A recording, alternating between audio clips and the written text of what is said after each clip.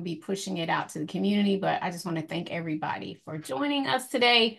My name is Shanti Das. I am the CEO and founder of Silence to Shame, and it is a true honor to be here tonight with our esteemed guests and panelists. And so first off, I'd like to introduce Gail Brooks. She is the founder of the Black Cross. Welcome, Gail. Thank you so much, Shanti. It's a pleasure to be here. Next up, we have Dr. Dan Reidenberg, one of our favorites. He is the special advisor to the Mental Health Coalition and is a complete rock star in the mental health field and has been doing this for, I want to say, over 20, 25 years at least. So thank you for Yeah, joining us. yeah, we're not counting anymore, but it's actually been over 30 years that I've been in the mental health and suicide space. But I'm excited to be here and an honored board member of Silence to Shame. Thank you. Thank you. Welcome again. And last but not least, one of my dear friends, who's someone I've admired in the Atlanta area for many years, who has done some incredible civic work here in the city, Mr. Rohit, and I'm going to butcher your last name, Malhotra. Is You that got right? it. You got it. We have similar I ancestry. know It came through. it's Yeah, the, I loved you it. know, the South Asian effect. So I think I That's got right. it That's right. right. Yeah. So So grateful to be here. Rohit is the founder and executive director of the Center for Civic Innovation, another organization that I support and actually am a proud board member. So welcome, Rohit. Thank you all for being here today. So this is part 3 of a series of conversations that Silence to Shame has been having over the past few weeks. As everyone knows, we are in an election season, and we just felt that it was important to have some conversations. We've been doing these via Zoom, but we're pushing out the content, short bites, and we'll have these up on our YouTube page. As we get them out to the community, it's a special election, right? It's the presidential election and so many other smaller elections and local elections that are going on in various states. But, it's important to understand how the voting process affects your mental health. On the part 2, we just talked about the voting process and how it works in general, right? A lot of people, I think, don't even understand that. And then part 3 tonight is how you navigate information for informed voting decisions. We have early voting that has started in a lot of states, but there are a lot of people who, tend to wait and vote on the day of, and that's fine too. So we just want to make sure people are informed. So again, thank you for joining us in our final conversations for the Empowered Mind series. This session will provide insight into discerning fact from fiction in today's fast-paced news environment. In the era of information overload, which I think we all are experiencing that, misinformation and how it can significantly shape public perception, making it more crucial than ever to critically evaluate the sources. And so I'm going to dive right in. And our first question will be for you, Dr. Reidenberg. What are the primary sources of misinformation in today's media landscape, and how can the average person become more aware of them? And anyone else can feel free to jump in afterwards. Well, thank you, Shanti. Thank you for doing this and for Jewel and all the background work coordinating this, because this is so important. This whole series, in the times that we're living in, are causing a lot of anxiety and distress for people. A recent survey done at the University of South Florida found that 2/3 of people in this country feel anxiety and distress as a result of political discourse and what's happening. Many people are reporting sleep disturbances, difficulty with relationships, and not just at home, but also at work, and being able to have conversations in any kind of healthy way. So this is a really important conversation. There are some primary sources of misinformation and disinformation. We should clarify that actually up front. Misinformation would be like a rumor. It's false. Disinformation is deliberate information going out, like propaganda that could be putting people at risk by asking them to do things, or hoaxes, things like that. And most of the time, this is happening, unfortunately, through social media. Social media is part of all of our lives today. There's more than 5 billion people on social media around the world. 75% of people older than 13 are on social media. And 64% of people are saying that social media is where they're getting their political information and their political distress. About a third of people are getting that from groups. So, for example, you can be on one of the social media platforms and have a confined group, and within that group, there's discourse that is really causing distress for people. Just under a third of people are getting it from websites. So they're searching and they're getting to websites and finding distress. And still, you've still got a good probably fifth of the people, 20%, that are getting this misinformation from television. And there are some things that people can do about this. I mean, even though that we're spending our time online and getting this from these multiple different inputs, we can look to see, is this really a safe site that somebody is sending it from? Is it, for example, .co versus .com or .org or .edu that might be putting this out?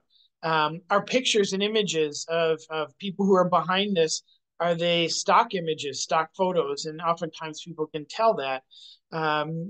One thing that's frequently talked about is checking out an about page to find out who's really behind what this is, and then cross-checking that. So don't just rely on the first site that you go to that has an about page, but cross-checking that with other sites and finding out if these are real people and they're credible people, and that's who they're associated with.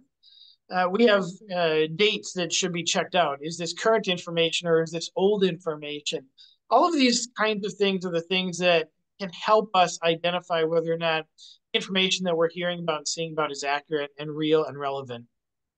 That's, you know what? It's so funny. When you said, is this stock footage or real photos? I was like, you know what? Sometimes it probably is. You know, we can be gullible, and myself included, and you don't even think about that. Would anyone else like to add to that? Thank you, Dr. Reitenberg. Great insight. Okay, all hearts clear and minds. I will go to our next question. That was a great answer. So I'll go to you next, Gil. Can you share specific examples of how misinformation has shaped public beliefs and attitudes? Any recent events that come to mind? And what lessons can we learn from these instances? Sure, thank you. And again, I'm also going to say I think it's important that we distinguish between misinformation and disinformation, because they are very different things, but they're both contributing to the mayhem. And we really have to be mindful. And when I say we, I mean absolutely everyone has to be mindful in terms of the information that we're sharing through all of the mediums that we're sharing information these days. But yes, you know, this explosion of mis and disinformation that I think we've seen, particularly since the infodemic, has really undermined confidence in science, in institutions, in authority, and in our democracy. You know, the governing bodies that we previously looked to for direction, guidance, support, reassurance, right? And I would say this is incredibly important and critical for us to address at a time when we're facing these intersecting global crises of climate change and almost certainty of future global pandemics and an increasingly polarized electorate. And so I think climate change, you know, public health, and voting, the elections, are three areas where we've seen mis and disinformation significantly influence public opinion. I will say, you know, during COVID-19, we did a lot of work in monitoring mis and disinformation, and conspiracy theories were rampant.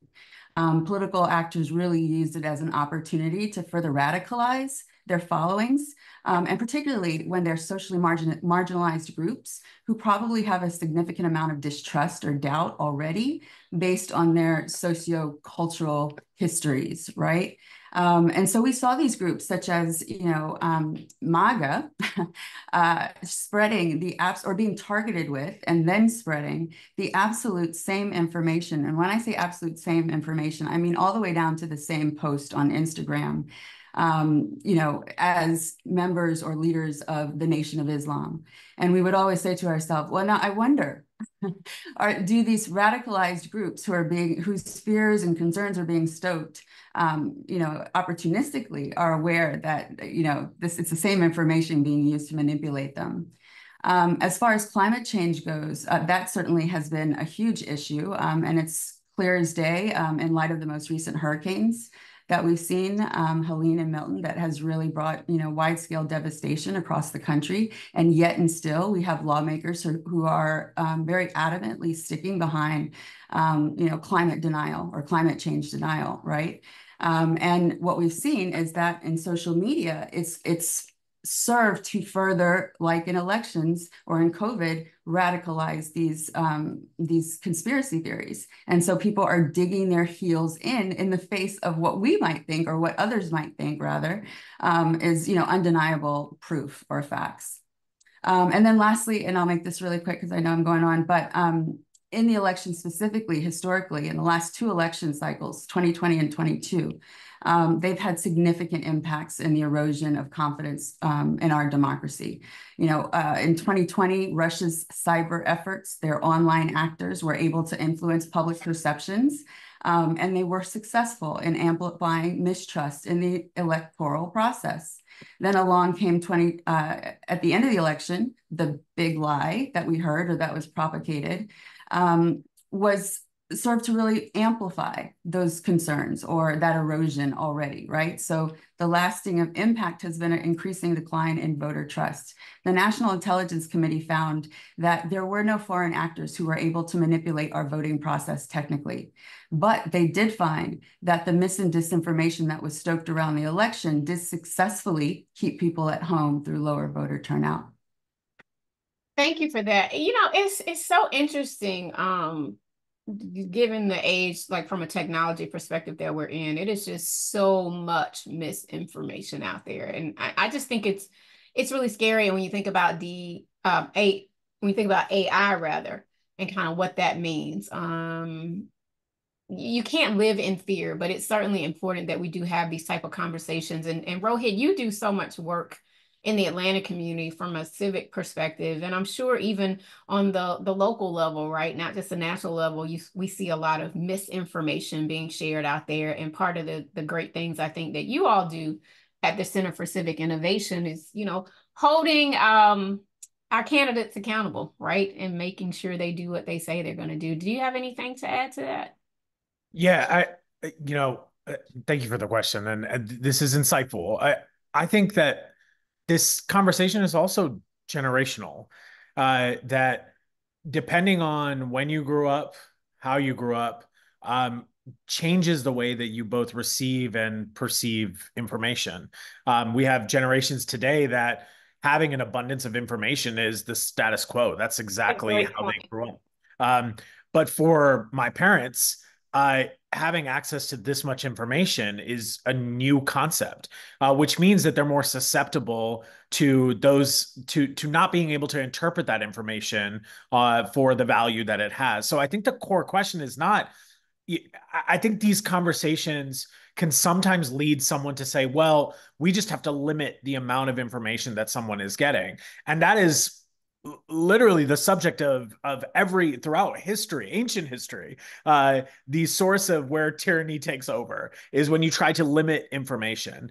Instead, what I think is important is how do we get people to be able to actually understand information better, analyze information better, and to perceive it. This is a very important part of the work itself, because when people know that you may not actually have the tools to analyze what they're saying, they're more likely to tell you something that you may not understand.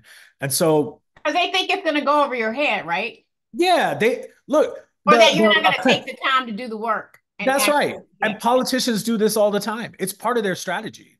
They know there are actual, like when you are running for office and when you are on the campaign trail, it is very clear to you not only what information a community has, but also what information a community doesn't have.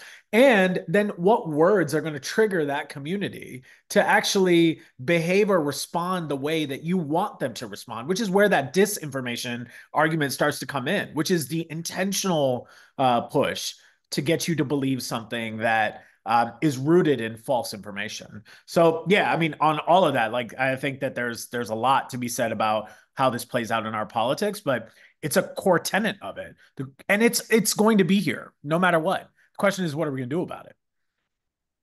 Making us think tonight, Rohit. course. Everybody had great perspectives, but it's really true. It's a part of the strategy. And for the average, I can't speak for everybody, but at least I know some of my friends and people in our wheelhouse, like some of them, I think, take the time to really go that extra mile and read. But we're all so busy with work and family and extracurricular activities and other civic duties that it's like, at what point do you really truly have time to sit down and read the full article or to even watch this entire webisode, right? We want to, spit it out in bits and pieces and short bits of content. And I love what you said about this being generational, because this generation, they expect a lot of information. They want a lot. You can keep firing at them, and I think the younger generation, it's good for them. But at some point, somebody like my age or a little bit older might feel overwhelmed. So thank you for that. That was a great perspective.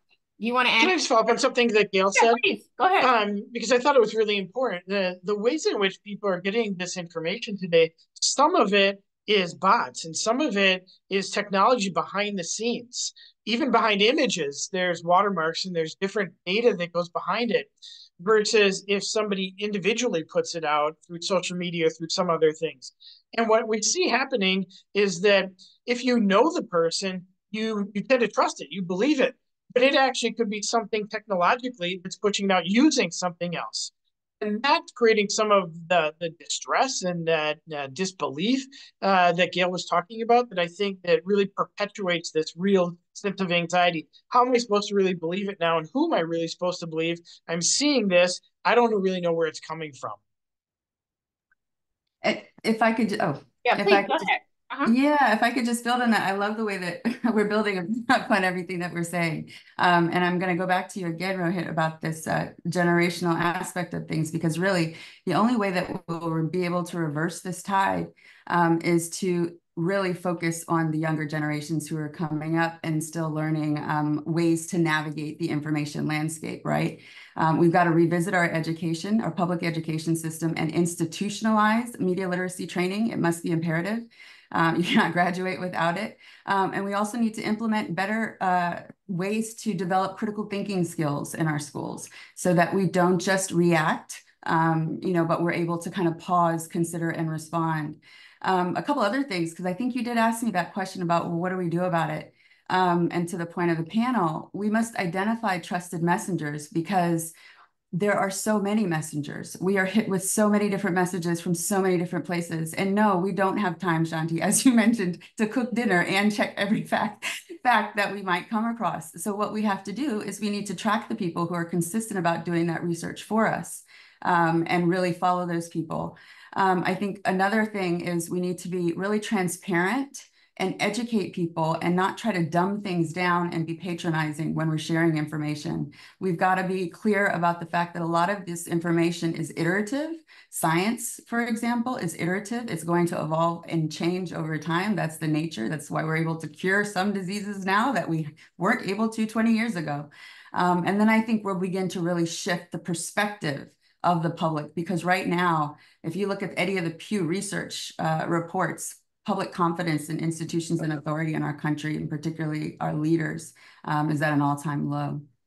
Yeah, and especially again with us having this conversation shaped around the election, it's really critical. And it's like, there's so many institutions and media outlets that were once trusted sources. And at times when I look at some of the posts in the feed, I'm like, I just don't know if that's believable. And I do have to try to take that time and take that extra step. But we do, to your point, have to identify more trusted sources and get to a place where we can, I think, build that trust back up, because it's been lost in a lot of aspects, especially from a political standpoint. Thank you, Gail. I want to go back to you, Dr. Reidenberg, and I want to ask you, and then Rohit, if you have anything to add to this. Are there any psychological factors that contribute to the spread of misinformation? And if so, how do you think we can counteract them with sharing information with others? I can start with that. So yes, I mean, there are people that will prey on other people. There is an effort underway to try to find those who are most vulnerable, most at risk, and use that vulnerability against them. So if they are looking for a leader, if they're looking for someone that they can follow, they will prey upon them for that.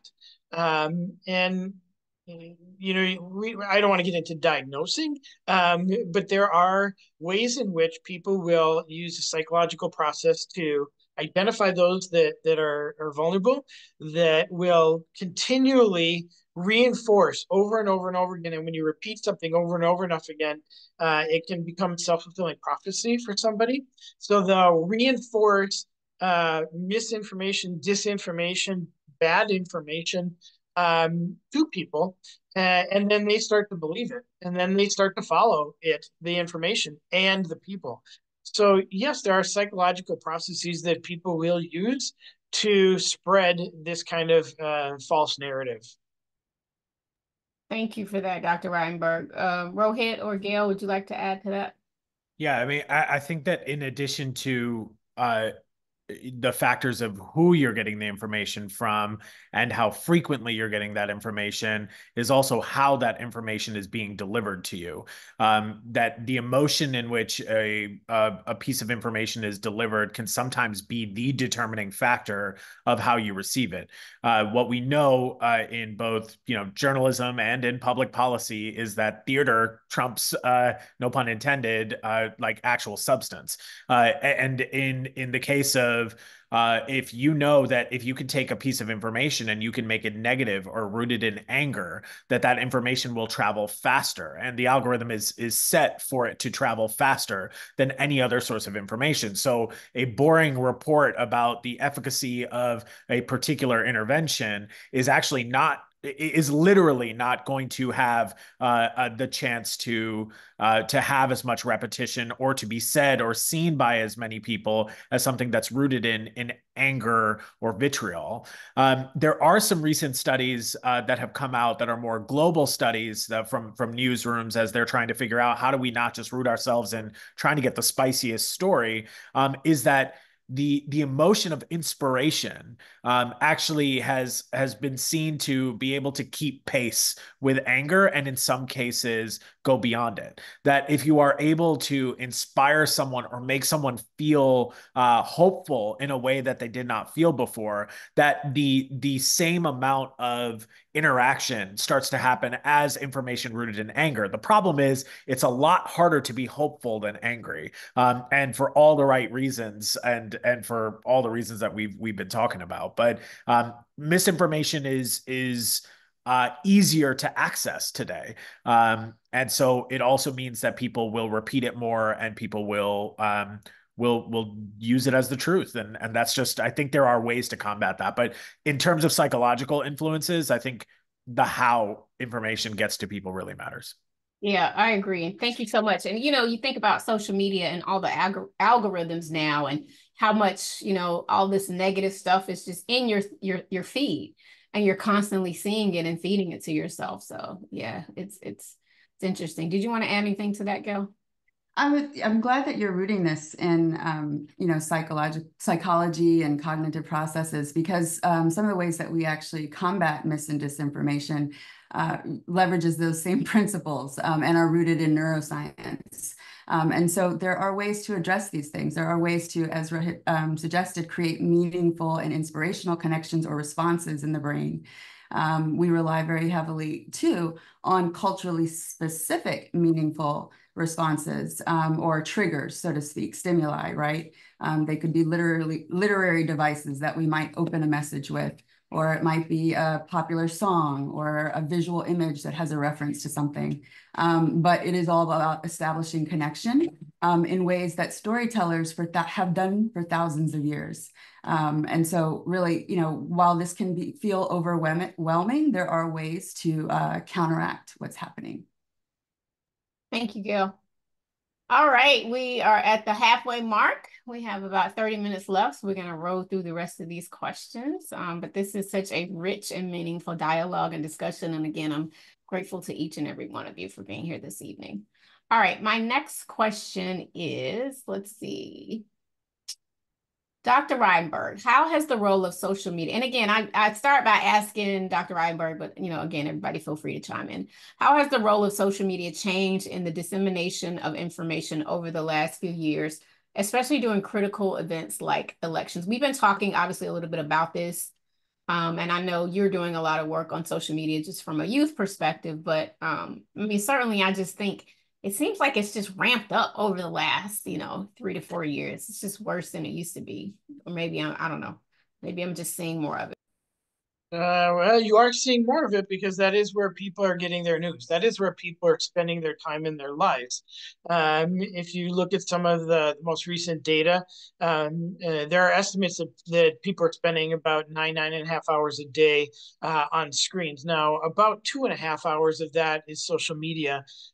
You have a large percentage of that is streaming, like streaming Netflix and watching television shows and things. They're spending their time getting information online on their screen. So we are seeing more and more amount, just the amount of time, and then the amount of things that they're doing on there, where they're going, what they're following.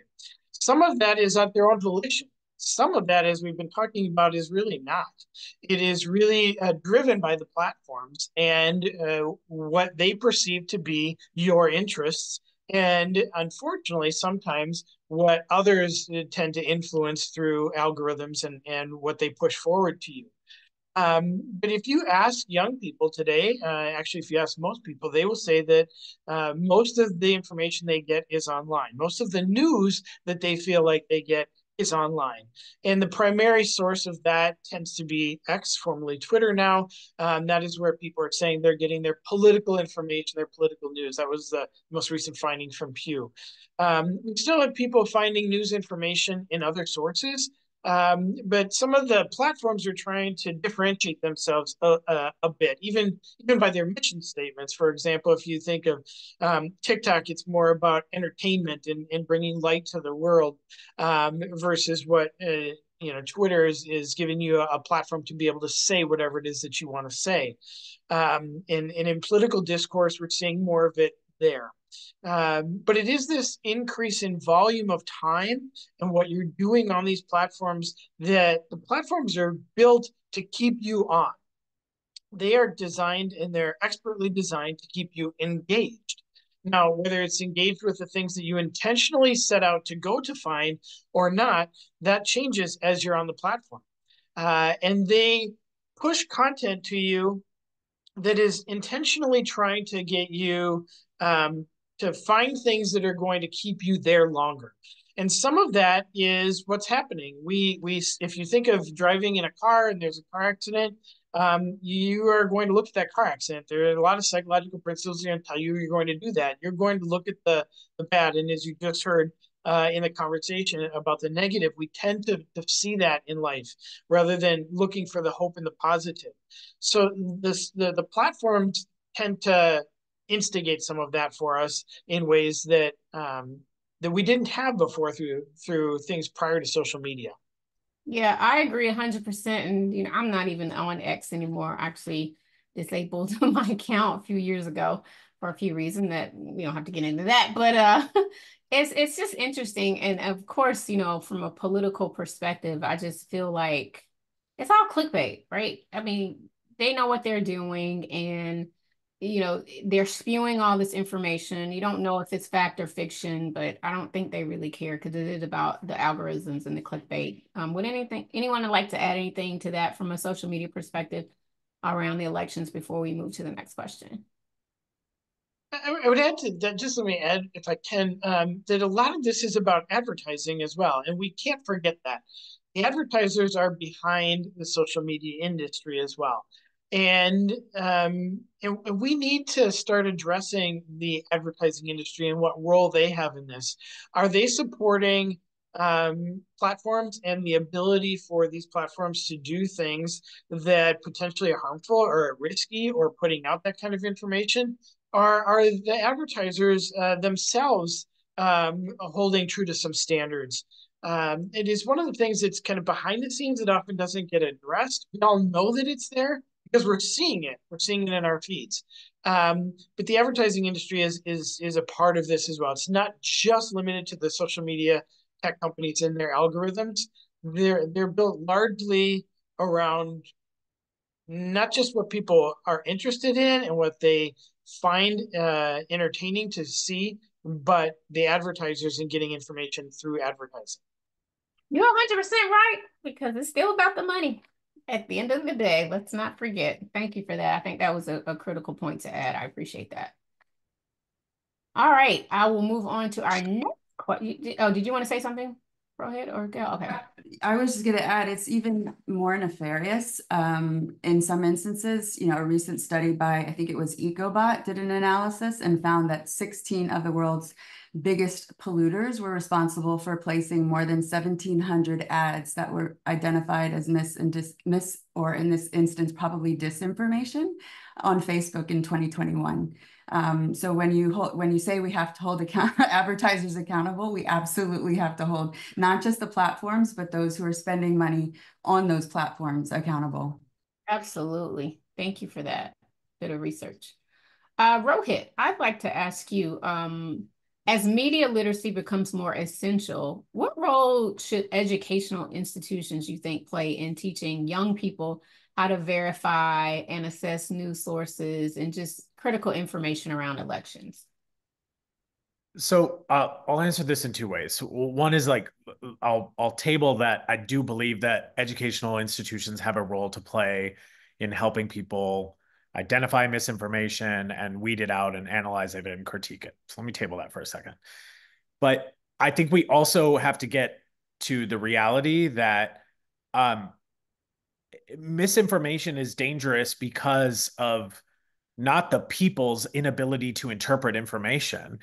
It's because there are a bunch of people lying and not being held accountable for it. And the lack of political accountability for misinformation is the real danger. The actual presence of the misinformation itself is not the danger. It is what it is driving people to do and who is getting away with it. What we find is that people are intentionally using this information to score political points that we pay for after those elections are over. And in all of these conversations around misinformation and information gathering, we always put the onus on the people and the public to say, so how is it that the people can better understand the nonsense that people are telling them, as opposed to switching the conversation and saying, how do we get these folks to stop doing nonsense And tell and the hold them truth. accountable when they actually do it? And until we get that right, you can coach people all day long, but all it's going to do is just create greater and greater mistrust and distrust in government. My research and work is based on actually bridging that gap. Like, how do we build stronger and better trust between government and the public? And the answer is not that government needs to be right about everything and have all the information accurate. In fact, the research shows that what people want is just a more authentic and honest group of leaders. People who, when they don't have the answer, or if they actually do give wrong information, end up saying, you know what, I got that wrong. I wasn't able to do that. But what we find in leadership is to cover up misinformation, they use disinformation. And so and on top of that, there is this assumption that elected officials and candidates are actually informed about the issues that they're talking about. And they are not. They are not. The folks who are actually running for office are often the ones who actually need the media and literacy training on the issues that they are talking about. We expect the general public to follow the hundreds of elections that happen, the budget decisions at every municipal level, the like replacement of referenda, this and that. But never once do we say, you know what, maybe we need to see whether our elected officials actually understand the budget, the size of the budget, and how that function actually works. And that to me, I just think is an important part of the conversation that gets left out. On the educational institutional part, this is important. And I would also say that I think young people are really good at finding ways to discern between information. They are getting better about it. They're the ones who are often calling out misinformation itself. It's not actually this next generation that is having as much trouble with misinformation as previous generations are.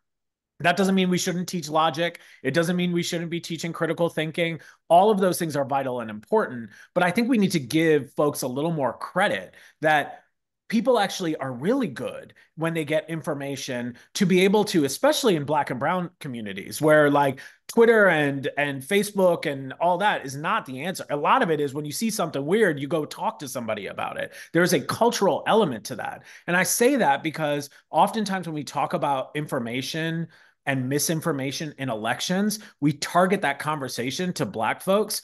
But it's not Black and brown folks who are persuaded by that information as much as you see the volatility of information when it gets to whiter communities. That misinformation actually has more volatility in those communities. It's why you'll see misinformation being targeted a lot to folks, scare tactics, targeted a lot to women in Georgia who live there to be like, do you know like what's happening with those immigrants and what's happening around that border, right? That's not how Black and brown folks are talking about our own communities. But if you can place that in the right places, then you can see the danger of where misinformation really comes in. So, very last point on educational institutions. So let's not blame the people, but also let's make sure that people can understand critical thinking. The other thing about educational institutions is we need to look at the sources of information within educational institutions to not just live in business schools and in the institutions within those larger institutions that are raising the most money. A lot of what we need to look at is how well are those philosophy departments doing? How well are those history departments doing? Did they actually erode the Office of Social Services? Did they actually remove African American history that brought people thoughtfully thinking about telling the truth? Because if we actually had more value and stake in those institutions, then we would know that misinformation is also not a new thing. When the printing press was created in the 15th century, there was a whole explosion of misinformation because people could just print whatever they wanted to, and they would send out pamphlets and just be like, did you know like King George is doing this and this? Like even in the Roman Empire this used to happen, right? So there's like, if you're a history nerd, misinformation has caused wars before and has literally toppled governments before. So we know what it can do.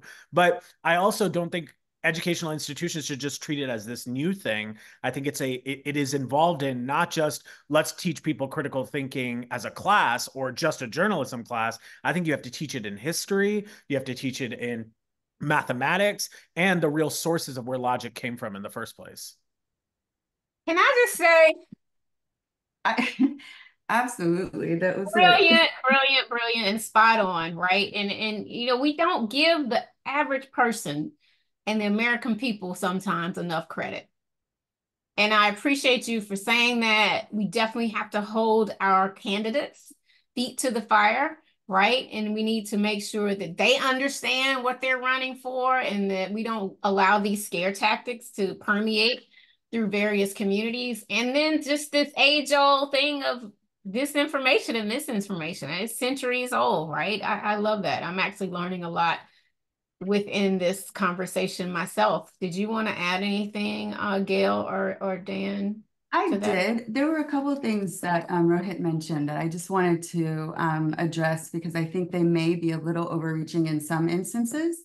I am absolutely 100% with you in terms of inverting the burden. We absolutely must do that. And so in all things related to equity, right? It's a systemic problem. There should be a systemic solution, and the American people should not have to bear the brunt or the weight of that solution building. I will say though, one thing that you mentioned, the first thing I think that I had to bristle just a little about is that there is an issue with the presence of mis and disinformation, largely because of the amount, the volume, the incidence, the preponderance of mis and disinformation. And I think part of the issue as far as that goes is that we're not just battling people creating mis and disinformation. So holding people accountable is becoming increasingly difficult. We're battling bots, and we're not just battling bots stateside, we're battling bots from foreign actors, international governments. Fulton County was shut down, they weren't shut down, but their internal processes had severe issues for quite a long time because of a cyber attack from a foreign entity. And so I think the game has changed so drastically that we've got to educate people on what's happening. And I think that speaks to part of the transparency that I was saying was so critically important. We learned during COVID-19 that a lot of these marginalized communities felt pandered to. They felt as if information was dumbed down or it was withheld from them, or that maybe, you know, they wouldn't understand it. I personally can speak about my experience in clinical trials where, you know, people were unable to even answer the questions that I had because there was a presumption that you wouldn't care to ask or you didn't want or need to know. And so I do think it's important just to make that distinction that the game has changed so drastically and it continues to change so rapidly that we've got to work both angles, you know? And to your point about word of mouth, absolutely in Black and Brown communities, that's gospel, right? That's where we that's the first place we turn. I think, though, to your earlier point about generations and how generations navigate different platforms and mediums differently is something that we have to consider here too. And, you know, when I talk about social vulnerability in my equity work, I have expanded that to mean the vulnerability that these communities are facing in the social media sphere, right? Because they're disproportionately targeted with mis and disinformation. In ridiculous amounts. I mean, almost, you know, when we looked back at the election, we could say almost 50% more to 100% more with conspiracy theories or just incorrect information. And so I think with the outsized effort, there's going to have to be an outsized response, and that's going to require collaboration, not just due to the size of the outsized response, but due to those issues of distrust, you know, lack of confidence, not just the ones that are being caused by all of the mis and disinformation that we're seeing, but the ones that have been steeped for years due to kind of, you know, abuses and neglect by the systems that we are, you know, asking to hold themselves accountable, right? And to help solve this problem. And so I guess what I'm saying is that sometimes there's an educational process that has to happen in order to prime a community to be able to even receive, you know, what developments, implementations, innovations, or support they might need from these systems, right? So I think, again, I didn't want that to get lost in the sauce. You know, when we founded the Black Cross, we founded it as a multi-sector entity because we knew that we would need to work across sectors in order to solve the challenges that we're seeing at the systemic level. It would be private industry, it would be government, it would be community-based organizations and partnerships, and last but certainly not least, it would be the American people and those from marginalized communities telling us what it is that they need, right? And so, yes, we need to invert the burden and make the solution on the backs of the system. But we first have to really understand these problems from their perspective. And what we've heard is we want to know. We want to know what's happening because people have for so long chosen not to inform us and to leave us in the dark. And so thank you for what you shared. I just wanted to make those clarifications on my side. Thank you. I love this spirited dialogue and so much information. I think it's certainly giving us a lot to think about. And so I value, you know, both of your perspectives. So thank you again. I want to go to you next, Dr. Reidenberg. As we have about, I think, 13 minutes left. So can you provide any tips on fostering a community that values critical thinking and open dialogue and discussion, particularly in the context of this upcoming election? How do we just all get along, talk about it at the dinner table? Some, you know, families, partners, spouses might be on, you know, either sides of the fence. Like, what can we do to have these kumbaya yet informative moments, right, in our communities and in our households? Well, I mean, I think there are some things that we can all do. And some of it may be that there are times and there are situations and there are some individuals that we interact with that we simply can't, and we need to accept that. We should start with, you know, what's your agenda? What are you thinking? If you're going to put something out in the world on social media, you're going to have a conversation with somebody about it. What's your intent? Is your intent to inflame? Is it to instigate? Is it to try to convince or turn somebody else's opinion? Or is it just to share whatever it is that's going on for you? So we need to be thinking critically ourselves, and we need to have some humility and be humble in saying that we aren't everybody and we aren't everything. We have one opinion. Everybody else can have their own. I think we should always try to find some common ground, and that should be very early on. where can we find common ground among everyone? If we're struggling in a conversation about politics, about policy decisions, about funding decisions, about things that are in one state versus another state, and we got to get down to basics. We all have to eat. We all have to sleep. I mean, if you have to get down to the basics, that's where you need to go to find some commonality, because we are all human and we all have some very basic needs. I think another tip is that if you're going to put something out to the world, type it out first and then take a break. Walk away from it before you actually put it out there. It's really important to be able to step aside from wherever your emotions or your thoughts are, and you put it out before you actually hit that send or enter button. Take a break. And related to that is to have somebody else check it out first. Have somebody else look at what you're saying and have them put a critical eye and a different perspective on it in terms of what is you're putting out to the world that can inflame versus inform. And those are two very different things. And both, sometimes people really need to inflame a situation to get people to understand what it is. There's a good way to do that, and there's a less good way to do that at times. I think another couple of strategies there. One is to let go of winning an argument. You always, nobody gets to win all the time. No team gets to win year after year after year after year. We don't always get to win, and recognize that that's okay. There's nothing wrong with that. This isn't really about winning or losing. This is about everybody having their own perspective, their own ideas, their own beliefs, their own opinions, their own values, and sharing that with the world without having to necessarily say, you have to believe what I have to believe too. Finally, I would say, before you do anything, think to yourself, is it really worth it? Is it really worth whatever it is you're putting out there that might cause some disruption, disturbance to people, that might hurt somebody in what their thoughts and their beliefs are? What's the value of that? Is it going to help you? This is that age-old thing of always take the high road. And is it really worth it to put out something? Where is it going to get you? You need to think those things through before you do it. And if all those things pass the smell test for you, go ahead and do that. There's nothing wrong with doing that. But those are some critical tips that people can take. Great tips. Thank you, Dr. Reinberg. Jewel, our executive director at Silence to Shame, says pause before posting. It's so important. And I even for me personally, like I don't I speak my mind. I share a lot about my journey from a mental health perspective. And I try to be, an informed citizen and give my opinion at times.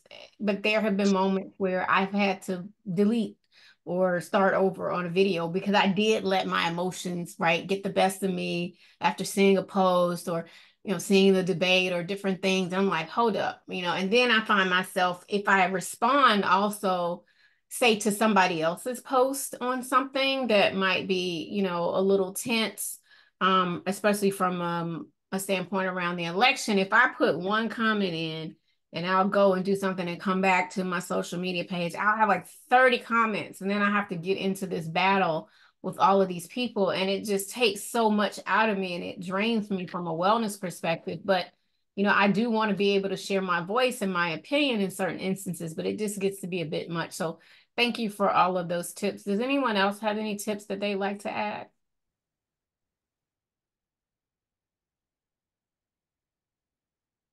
Okay. All right. Well, Can I add a couple oh, that are like please, go social right media ahead. related? Um, Yeah. Sometimes even in a very heated political cycle like we are in now in a presidential election, look at how much time you're spending on a particular app. If you're on one app and that is very highly influential, maybe you need to take a break from that. Maybe move it off of the main screen on your phone, just to take a break from it for a while. It doesn't mean you get rid of it. It just means to be careful about how much time you're spending on things. So be cognizant of that. You can turn off push notifications, and sometimes that will really be helpful to people. And make sure that you set some really good boundaries of not just how much time you're engaged on your phone or on social media, but just around the topic that you're dealing with. The politics of the world, yes, are pressing today, but they aren't everything that's going on in the world today. And we have a lot of other things that need our attention. So make sure that you're setting some good boundaries and some limits on how you're spending your time. Love that. Great, great, great advice. Great tips. Thank you, Dr. Reidenberg. All right, as we close out, final question for the evening. You all have given us so much to think about, so much to digest, and just, again, some wonderful perspectives. And we certainly value your time and your knowledge and attention this evening. So last question would be, how can we as individuals play a part in creating a culture of media literacy and informed citizenship within our communities? Rohit, I will start with you, perhaps. Sure. Yeah, so just and just kind of also responding to some of what was said. I, Politics is not a sport. It's not.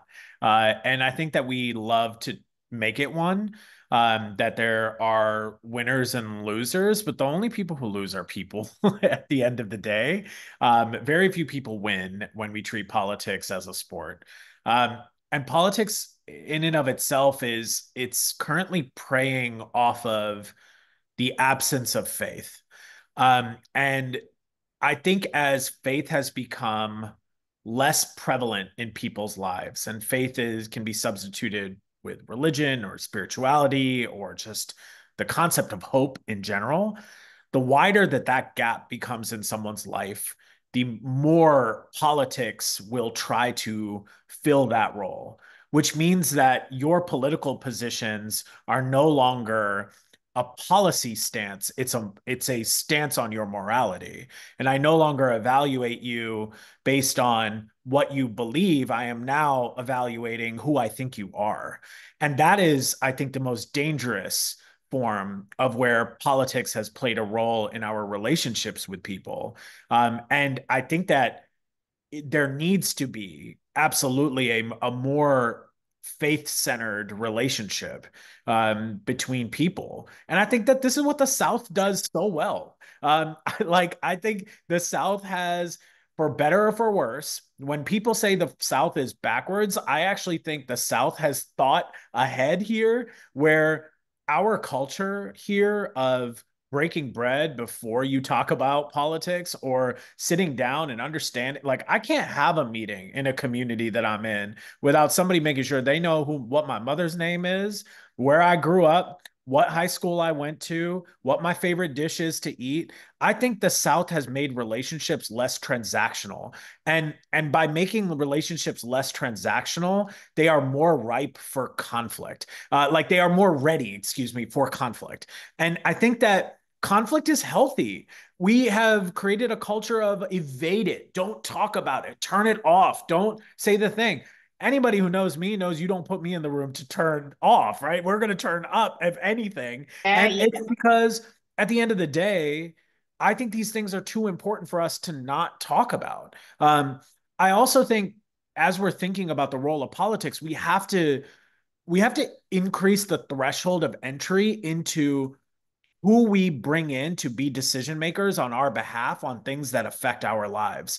That it's not just, do I agree with this person on a singular issue, but does this person have the leadership competency to hold multiple thoughts at once?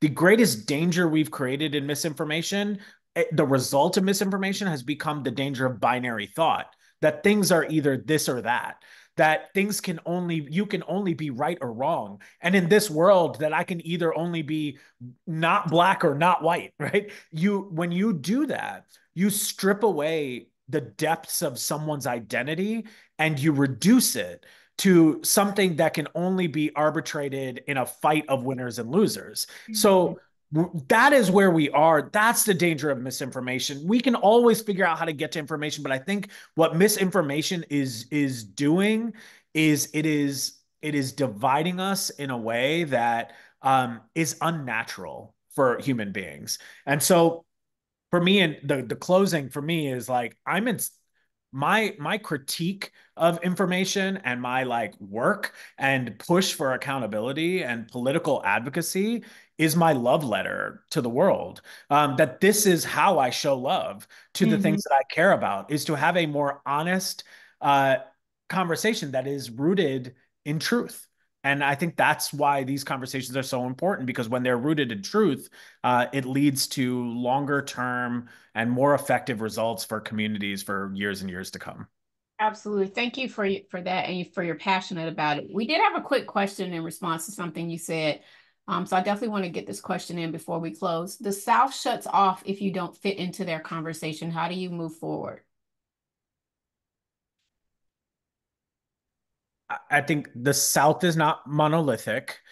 So I think that it is very important when we're talking about who it is that is shutting off, that we're clear who we're And she talking said about in the verbally. South. Yeah, I hear that. I think there are people who speak for the South who need to not speak for the South, because the South's got something to say, but it needs to be said by the right people, and it got to be said by the South. I'm tired of people talking about the South, but when they're not from the South or they haven't grown up in the South. I'm an Indian kid that grew up in the suburbs, that listens to Outkast, that reps Atlanta. Like, I have so many layers of my identity, and I have found that in the South, that I can lead with multiple layers of my identity.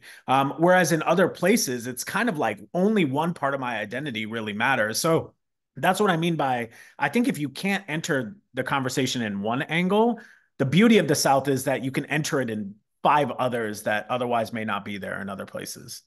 Thank you, Rohit. And thank you for that question, Shelley. I hope I'm saying your name correctly. Um, so our final thoughts from you, Gail. How can we as individuals play a part in creating a culture of media literacy and informed citizenship within our communities? Yeah, thank you for the opportunity to air these thoughts again. It's been a spirited and really rewarding conversation. First, I wanted to piggyback on what Rohit said about, non-binaryism. I do believe I will tell you that Alive and in Color was named in part due to that, not just because of multicultural conversations, but because of the belief that we share that nothing in nature exists as black and white, everything is on a spectrum.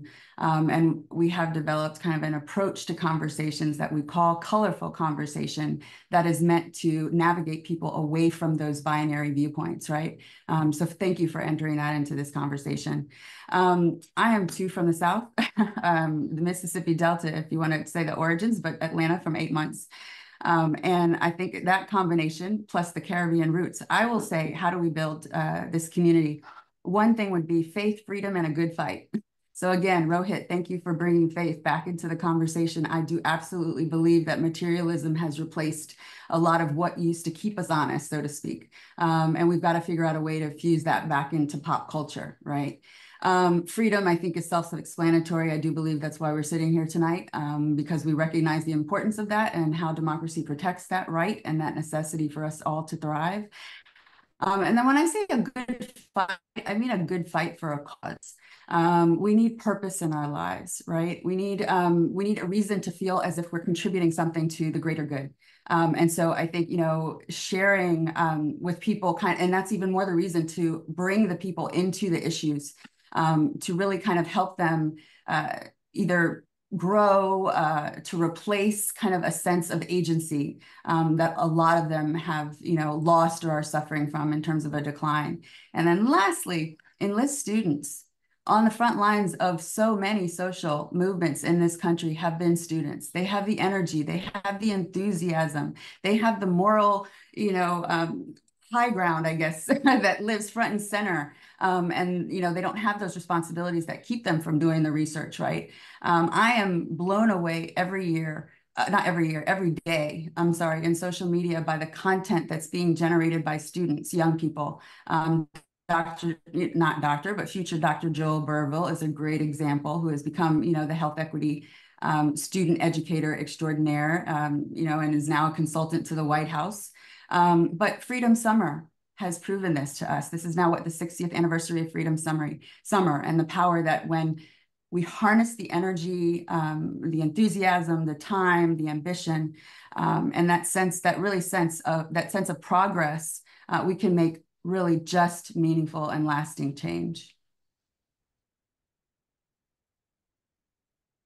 Sorry, I was muted. Faith, freedom, and what was the last one?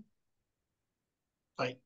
Fight. That's right. Yes. Faith, freedom, and fight. I love that. Thank you, Gail, so much. You've been an incredible asset to this conversation, and certainly look forward to repurposing all of the great quotes and comments and clips that you provided. Last but certainly not least, Dr. Reinberg. Well, I want to actually back up all the things that we just heard from the other panelists, and I want to add two other F words to this, and that is friends and family. I think that the more that we can actually live in real life with people and build relationships and connections, that those connections have meaning. And as you heard about purpose, those things can actually help guide us and give us guideposts to how we navigate through some of the challenges that we face, that we're seeing, that we're hearing, that we're exposed to. And family and friends play a very different role for us than other people do in our lives. And they're all really important. But when we see more and more breakdown of family, and we have fewer and fewer friends, or friends that are only online, they're not real friends, those connections are lost and are not made. And when we don't have those connections, we see real trouble on a psychological basis for people. Anxiety is higher, distress is higher, distrust is higher. So when you're infusing the political climate to that, where you've already got misinformation, disinformation, all those other kinds of things, to somebody who's already at risk because they don't have that foundational principle, there's another F word, another foundation for us, it's ripe for problems. So those would be my closing thoughts. Thank you. Wow. Great job, everyone. Family, friends, faith, fight, freedom. Rohit, you really just gave us so much to think about, just putting the onus back on the politicians, right? And making sure that we are really holding them accountable, and not just always making it seem like the American people don't know what they or we are doing. And so just thank you for all of the incredible perspectives that the three of you gave tonight. This concludes our series of Empowered Minds. And we will be, again, I know the election comes on November 5th. So we'll be pushing these out in the days to come. We just ask that you would push this out to any organizations or groups or churches or anybody that you think might listen. We'll be providing the recaps, but just such really good information. And you all are total rock stars at what you do. And we're just honored that you said yes and you answered the call to be able to inform our communities as well as the American public. And just thank you all for what you do. Again, we encourage you all to go out and vote. There is early voting in many of our states now. And we can't tell you who to vote for, but we want to make sure that you vote and that you exercise this God-given, or you want to say this gift from the universe, whatever you call it, is a gift for us to be able to vote. And I hope that you exercise those rights and take care of your mind, your body, and your spirit as you navigate through this political season. So again, thank you. Let's give it up again for Dr. Reidenberg, Gail Brooks, Rohit, Malhotra, my South Asian brother, ATLian, and thank you to our executive director, Jewel Gooding, who did a phenomenal job of putting together just the criteria of what this kind of conversation would be, all the questions, and just making it all happen for us, our fearless leader at Silence the Shame. We're just truly grateful. And thank you to those guests that joined us tonight. We ask you to be well, take care of yourselves, and remember to pour back into your communities and vote, vote, vote, vote, vote. Thank you all so much, and good night. Right.